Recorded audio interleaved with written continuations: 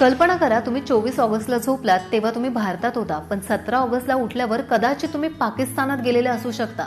हे काल्पनिक नाही. 1947च्या फाळणीच्या वेळी असंच काहीसं लाखो लोकांच्या आयुष्यात घडलं आणि या सगळ्याच्या केंद्रस्थानी होती रेड क्लिफ रेषा.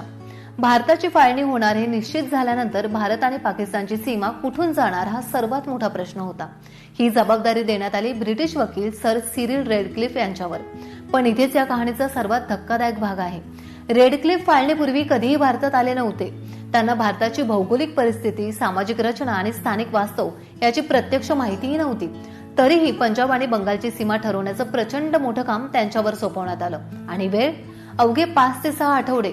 धर्माच्या आधारावर लोकसंख्येचा विचार करून सीमा आखण्याचा प्रयत्न करण्यात आला. मुस्लिम बहुल भाग पाकिस्तानकडे आणि हिंदू आणि शीख बहुल भाग भारताकडे देण्याचा आधार घेतला गेला. पण नकाशावर पेन्सिलने ओढलेली ही रेषा प्रत्यक्षात जमिनीवर गेल्यावर तिने माणसांचं आयुष्य बदलून टाकली.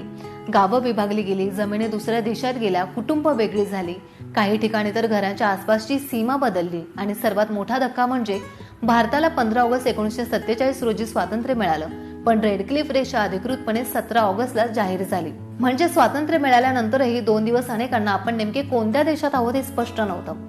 सीमा जाहीर झाल्यानंतर पंजाब आणि बंगालमध्ये मोठ्या प्रमाणावर हिंसाचार झाला. लाखो लोकांनी आपली घरं सोडली आणि भारत पाकिस्तान दरम्यान स्थलांतर सुरू झालं. ही केवळ एका देशाची सीमा नव्हती. ही रेषा लाखो लोकांच्या आयुष्यावर उमटलेली जखम बनली.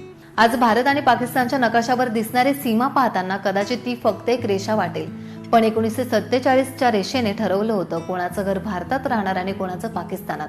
आणि म्हणूनच रेडक्लिफ रेषा समजून घेणं म्हणजे केवळ भारत पाकिस्तानची सीमा समजून घेणं नाही, तर फाळणीच्या वेदनेचा इतिहास समजून घेणं आहे. लोकशाही मराठी ऐका, पहा, जागरूक रहा.